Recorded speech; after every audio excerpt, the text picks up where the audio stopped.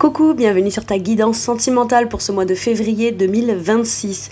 Cette guidance est pour les signes solaires, ascendants, lunaires et vénusiens. Elle ne peut pas parler à tout le monde puisque c'est une guidance générale, donc n'hésite pas à aller voir tes autres signes pour un autre message ou un complément de message. Pourquoi pas revenir plus tard sur cette guidance puisque ce qui ne te parle pas tout de suite peut te parler un petit peu plus tard. En description sous cette guidance, je te mets mon lien si tu souhaites réserver une guidance privée avec moi, tous les tarots et oracles que j'utilise, le lien également si tu souhaites aller découvrir ma deuxième chaîne YouTube. Et puis voilà, je te souhaite un bon visionnage, j'espère que cette guidance pourra t'aider, te soutenir, t'apporter des conseils, de l'apaisement, peu importe, tant que ça t'apporte du positif. Le reste, tu le laisses de côté. Moi, je te fais un gros bisou et je te retrouve sur la table. À tout de suite. C'est parti. Nous allons voir pour qui sera cette guidance sentimentale. Elle sera pour les lions. Bienvenue mes lions sur votre guidance et sur ma chaîne. J'espère que vous allez bien. Merci infiniment pour votre présence au quotidien. C'est parti. Allez, je vais commencer par aller voir dans votre situation sentimentale, donc, que vous soyez célibataire ou en couple, d'où vous venez. D'où vous venez, ça peut être le déclic, l'événement, l'élément, la rencontre, quelque chose de dernièrement, d'accord ? Le dernier événement, le dernier sentiment, le dernier déclic en date, d'où on vient. Allez, les acquisitions. D'avoir peut-être déterminé ce qu'on veut vivre ou pas. Et surtout, qu'est-ce qu'on représente pour l'autre. Jusqu'à quel point on a l'impression d'exister dans une relation. Et si on pense que c'est ça qu'il faut être ou incarner ou que l'autre nous dise pour être, il y a une prise de conscience comme ça. Vous venez peut-être aussi d'un statut marital où c'était acquis. Ou alors on vous a pris pour acquis ou acquise, où vous avez cherché à acquérir quelqu'un ou à penser que quelqu'un était vraiment avec vous parce que on vous donne la place, le statut qui doit aller avec. Ou alors c'est la prise de conscience. J'ai tendance à être avec des gens qui ne me donnent pas le statut de ce qu'ils disent que je représente pour eux. Ou alors cette personne représente quoi exactement pour moi. Depuis tout à l'heure je suis là comme ça, vous la voyez pas la carte. Bref, vous voyez, j'ai un truc un peu comme ça. Donc c'est soit une prise de conscience, soit un déclic. Ok. Prise de conscience, déclic, ou alors relation concrète. Il y a peut-être aussi, si c'est une nouvelle relation et que ça fait peu qu'on parle avec quelqu'un, peut-être que le premier sujet qu'on a abordé de manière prioritaire et de manière très importante, c'est l'idée de qu'est-ce que tu cherches de concret dans ta vie. Et moi, pareil, vous voyez, on est dans le statut. Qu'est-ce qu'on fait de concret ? Qu'est-ce qu'on construit de concret ? Qu'est-ce que je représente pour toi ? Est-ce que je représente que ceux avec quoi tu as envie de bâtir ou la personne aussi si importante que ça ? Voilà. Ça a l'air d'être très très important. Ok. Alors, qu'est-ce qu'on nous dit sur le fait qu'on vienne de ça ? Ouais, on part d'une blessure. On part d'une blessure. Ou d'avoir l'impression d'avoir été blessé et trahi parce que on n'a pas exprimé à la personne ce qu'on exige d'être, ou comment on exige d'être traité, ou quelle place on donne, clairement. Mais j'ai comme ce truc de se dire, est-ce que vous l'avez dit ? Et si vous ne l'avez pas dit, ou que vous n'osez pas le dire, peut-être que pour être dans une relation, si c'est du concret que vous avez besoin, c'est tout de suite d'exprimer à quelqu'un, moi, moi, c'est tel besoin que j'ai. Maintenant, la personne... elle est ok ou pas, elle est d'accord pour vivre des choses où vous laissez cette place-là, ou ce rôle-là, ou cette importance-là, peut-être pas au rythme que vous le souhaitez. Mais je veux dire, voilà. Mais si on n'exprime pas ce qu'on souhaite être, mais c'est pas juste être parce que tu vas me le dire en fait.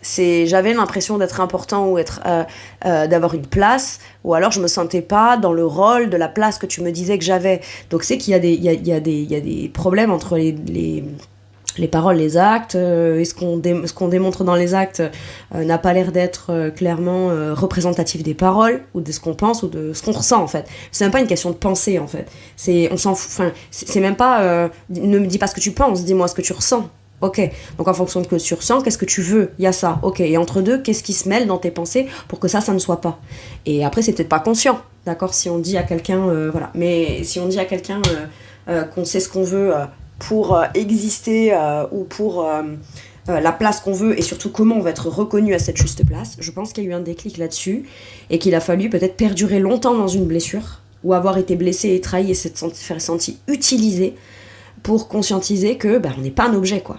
On n'est pas un objet, mais en même temps, on a toute sa place. Donc sa place, c'est soit on la prend et c'est ce que c'est, et l'autre adhère de manière naturelle parce que c'est les sentiments et c'est comme ça, soit on discute de la place du rôle de l'un et de l'autre, ou de à quel point je te suis utile sans pour autant que tu estimes avoir besoin de t'engager ou de prendre des risques ou des choses comme ça. J'ai quelque chose comme ça.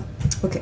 Donc soit une prise de conscience là-dessus, soit parce qu'on a mal, on décide de rencontrer quelqu'un ou on a rencontré une nouvelle personne, malgré le fait qu'il y ait encore des blessures et qu'il y ait encore des peurs d'être trahi, trompé, etc.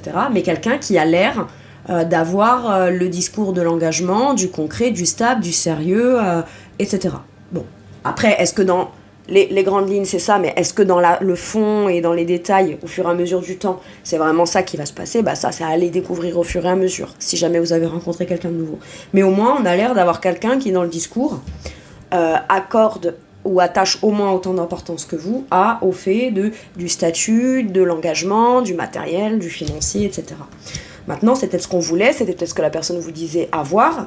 Ça, c'est pour les rencontres récentes. Maintenant, si ça fait un moment que vous êtes avec la personne, mais que vous êtes en permanence blessé parce que le rôle, le statut et la posture que vous avez, ce que vous représentez vers l'extérieur à côté de cette personne, déjà, pour pouvoir représenter à côté de cette personne, déjà, est-ce qu'on sort à l'extérieur à côté de cette personne? Est-ce qu'on vous avez déjà vu avec cette personne? Est-ce que on a l'impression d'être en train de construire et de bâtir quelque chose où petit à petit on se sent libre d'être et libre d'exister de manière concrète dans la relation et au travers de ce qu'on construit, où on a son mot à dire dans si on emménage ensemble ou pas, de quelle maison, machin, enfin vous voyez, il y a tous ces trucs pratiques comme ça. Et moi là j'ai l'impression que vraiment c'est il y a soit une prise de conscience là-dessus, soit ça a été l'un des derniers sujets abordés. Ok. Où est-ce qu'on en est? Vous en êtes où là actuellement, mes lions? Le compagnonnage. Vous vous sentez prêt ou prête à être accompagné ou accompagner quelqu'un dans sa vie. Mais à condition qu'on se donne la main mutuellement. D'accord? Et c'est pas juste je te tiens la jambe. Et je sais pas pourquoi j'ai entendu je te tiens la jambe, parce que là ils se tiennent le bras. Mais c'est je te tiens la jambe, donc quelque part je t'empêcherai d'être bien accompagné. Et voilà. Ça peut être, moi j'ai envie de me sentir clairement entourée de manière concrète. D'accord? Bon, à ce moment-là, choisissez des gens qui sont prêts à s'investir de manière concrète aussi. Après, il y a des gens, c'est pas qu'ils s'investissent pas parce qu'ils ne veulent pas ou parce qu'ils peuvent pas, mais peut-être que on a voulu vous dire des jolies choses parce que cette personne avait un tout intérêt peut-être à prendre quelque chose que vous donniez déjà avant même d'avoir à s'engager. Voyez? Et vous pensez que peut-être déjà pour le donner, il a fallu, pour obtenir le compagnonnage, il fallait d'abord donner pour que cette personne vous donne. Mais en fait, c'est les deux qui font le choix en même temps. Après, on n'a pas tous le même rythme, mais il y a cette idée de se sentir bien entouré. Maintenant, il y a aussi cette idée de comprendre pourquoi est-ce que j'avais absolument besoin du concret, de l'acquisition, que la personne soit là, que je sente sa présence en permanence, sans pour autant me dire qu'admettons elle soit pas là. Moi, ça me blessait en fait. Je peux avoir ça aussi, la prise de conscience récente de se dire, mais en fait, cette personne, qu'elle soit là ou pas, c'est pas ça qui doit déterminer si je l'aime ou pas, et surtout si moi je me sens en relation avec elle ou pas. Vous voyez, je peux avoir quelque chose comme ça. Maintenant, si parce que je me sens en relation avec elle, j'ai des besoins qui ne sont pas pris en considération, ça c'est autre chose. Maintenant, mes besoins, est-ce qu'il serait pas temps aussi de les revoir dans le sens où est-ce que mes besoins sont vraiment mes besoins, ou les besoins que j'exprime et donc qui me rendraient frustrée si je ne les obtiens pas sont le reflet de ma blessure que pour l'instant je suis pas prêt ou prête à accepter. Il peut y avoir un truc comme ça, ou pas voir en face, ou comprendre que ma blessure joue encore dans le sens où j'ai des exigences qui ne viendraient pas dire si je les obtiens, c'est ça qui crée la fidélité ou c'est ça qui crée la vraie relation. Vous voyez, il y a un truc à ce niveau-là. Maintenant, dans l'instant présent, le compagnonnage, donc on va se sentir entouré. Peut-être qu'on multiplie les rencontres aussi afin de trouver le bon ou la bonne partenaire qui nous accompagnera. Je vous dis ça parce qu'il y a plusieurs personnes sur la carte. Mais c'est donc ça veut dire que potentiellement, on sélectionne, d'accord ? On sélectionne j'allais dire on fait des castings. On fait des castings pour s'entendre avec la personne ou avec qui on sent que notre priorité sera vécue et que c'est possible et qu'on a le plus de chances de le vivre au travers de cette personne, mais ça passe par des communications, des vrais soutiens, des vraies entraides, des vrais partages. Maintenant, il y a aussi ce truc de, ok, moi je suis un soutien pour l'autre ou un soutien pour les autres, moi j'accompagne les autres, d'accord. Est-ce que tu exiges que les autres t'accompagnent exactement de la même manière en retour ? Et à ce moment-là, c'est ok hein, de le faire comme ça, mais précise-le et formule-le, j'ai quelque chose comme ça. Et puis, discute avec cette personne pour trouver un terrain d'entente et vous mettre d'accord en fait, pour vous donner main dans la main. Ah, pour pas se tenir la jambe, pour juste se tenir la main et s'accompagner en fait. J'ai quelque chose comme ça. Très bien.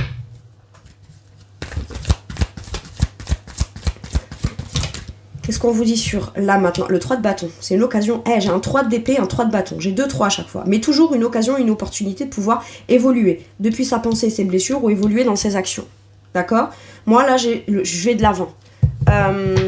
S'il y a une opportunité pour moi qui passe parce que j'ai été blessée, c'est pas pour ça que je vais rater des occasions moi-même de pouvoir vivre ce que je voulais vivre, qui visiblement n'a pas été soit par le passé, soit qui me faisait croire que par le passé c'est ça que je devais vivre pour me dire que je suis dans une relation et être heureux ou heureuse. Ok.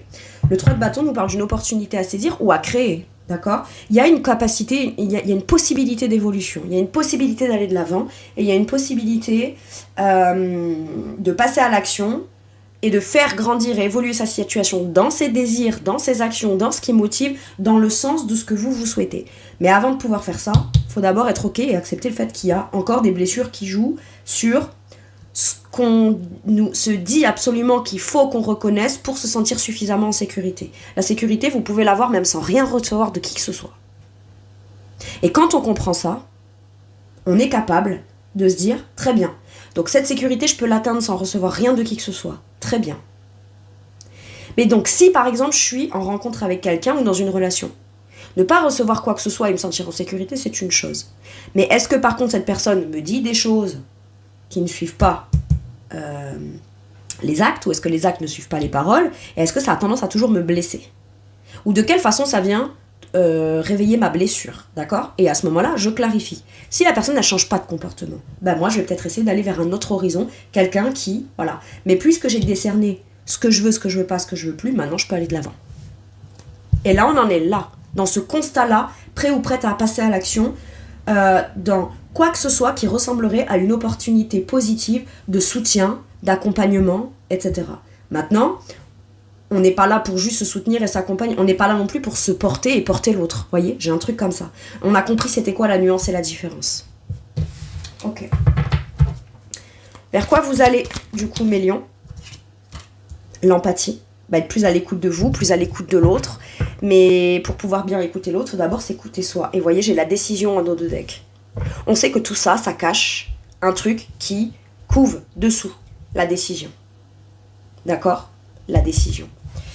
Donc l'empathie, on nous parle d'être à l'écoute de soi, d'être à l'écoute de l'autre. Et pour pouvoir être entendu, faut peut-être s'exprimer. Mais quand tu t'exprimes sous le prisme de la blessure, peut-être que tu pourrais aller vers quelqu'un qui t'écoute avec beaucoup plus d'empathie. Donc qui comprend ta blessure. Mais quelqu'un qui comprendra ta blessure, c'est pas quelqu'un qui va dire donc puisque t'es blessé et que je comprends ce que tu me dis, je vais tout faire comme toi tu me le dis. Non, tu dois trouver cette ressource en toi, je dirais d'indépendance émotionnelle. Au-delà d'être avec quelqu'un. Et plus de dépendance émotionnelle. Qui peut-être n'est pas de ta faute, mais que si toi tu veux te sentir mieux, évoluer, aller de l'avant vers quelque chose des jours meilleurs et des choses qui sont plus porteuses, plus optimistes, plus constructives, plus soutenantes, plus accompagnantes, et être là parce qu'admettons tu rencontres quelqu'un d'exceptionnel qui veut t'accompagner, mais si toi t'es blessé en permanence, cette personne elle peut pas te démontrer tout son compagnonnage. Pourquoi ? Parce que toi t'es dans la vérification constante qu'elle sera toujours là pour t'accompagner, alors qu'elle est déjà là en fait. Et si la personne elle n'est pas là, qu'est-ce que tu n'écoutes pas en toi qui pourrait faire que toi tu pourrais définir ? La personne elle doit être là parce que tu as envie de la voir, ou elle doit être là où tu veux absolument rencontrer quelqu'un parce qu'elle devrait et quelqu'un qui soit à l'écoute et qui comprenne tes blessures. Mais c'est pas parce qu'on comprend tes blessures, ou que toi tu comprendrais bien sûr évidemment en retour la blessure de l'autre, que pour autant ce serait adapté. Parce qu'écouter l'autre dans sa blessure, ça veut dire aussi se suradapter à la blessure de l'autre pour s'assurer de ne pas être celui ou celle qui vient encore plus blessé. Et à ce moment-là, on rentre dans une relation de sauveur-sauvé, bourreau-sauveur-sauvé, là je sais pas quoi. J'ai un truc comme ça. Donc là, on va vers beaucoup plus d'empathie. Et donc si la personne est capable d'entendre, et dans la compassion et dans l'empathie de ce qu'elle entend ou qu'elle découvre de moi, de ce que je lui communique, c'est une chose. Peut-être qu'elle peut mieux comprendre pourquoi c'est important de conscientiser, pourquoi c'est important pour vous qu'elle soit là. Mais à condition que si elle n'est pas là, vous sachiez être à l'écoute de vous-même pour venir vous sécuriser, vous tranquilliser vous-même, sans que pour autant votre bien-être émotionnel dépende de la présence de cette personne. Mais vous ne pouvez pas attendre quelque chose de quelqu'un que vous n'avez pas déjà à l'intérieur de vous.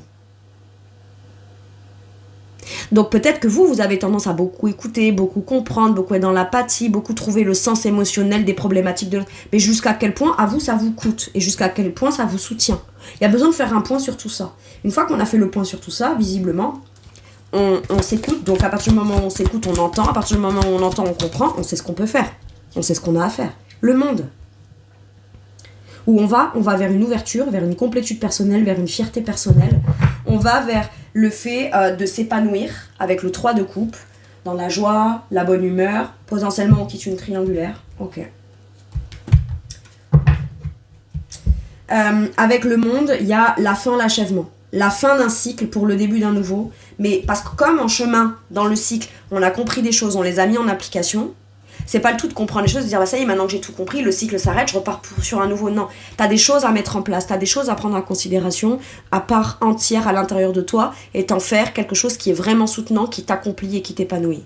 Mais c'est le succès, la victoire, la réussite, la reconnaissance publique. Potentiellement, on s'ouvre, on est beaucoup plus ouvert ou ouverte à l'idée de rencontrer quelqu'un de nouveau ou s'ouvrir à l'idée de l'écoute de l'autre, mais il y a l'écoute de l'autre, mais la compréhension de l'autre n'engage pas que cette personne forcément ait la même vision que moi. Et à partir de là, on a beaucoup moins d'attentes frustrantes, donc de sentiments de je ne suis pas considérée à ma juste valeur parce que j'ai encore des attentes qui ne sont pas réalisées. Maintenant, c'est normal d'avoir des attentes. C'est complètement normal. Mais s'attendre à ce que l'autre donne, sinon ça veut dire qu'on n'est pas aimé, non. Là, on se torture à ce moment-là. Là, on est dans le 3 d'épée. Alors qu'avoir exprimé ses besoins à l'autre, et que l'autre bouge pas, comprenne pas, écoute pas, bah à ce moment-là, vous pouvez vous dire très bien, tu n'écoutes pas, ben moi j'arrête d'attendre de choses, parce qu'il faudrait d'abord que, avant d'attendre que tu me donnes, il faudrait déjà que j'attende que tu écoutes ce que je te dise. Et j'ai pas que ça à faire en fait. T'es censé être déjà à l'écoute et dans l'empathie si vraiment tu veux trouver quelqu'un que tu veux accompagner. Et c'est ce qui a l'air d'être. Donc c'est soit cette personne, elle devient comme ça, et c'est comme ça que ça s'améliore entre vous si vous êtes en couple, soit vous rencontrez quelqu'un où vous allez vous sentir beaucoup plus libre et épanoui. Mais en même temps, tellement entier aussi, et entière et fière de vous, d'avoir réussi à avoir cet élan-là, tout en réussissant à terminer quelque chose par lequel, en chemin, il a fallu passer par de la blessure pour pouvoir le comprendre, donc aller s'accomplir. Très bien. Allez, je vais aller vous chercher un dernier message ou un dernier conseil, mes lions.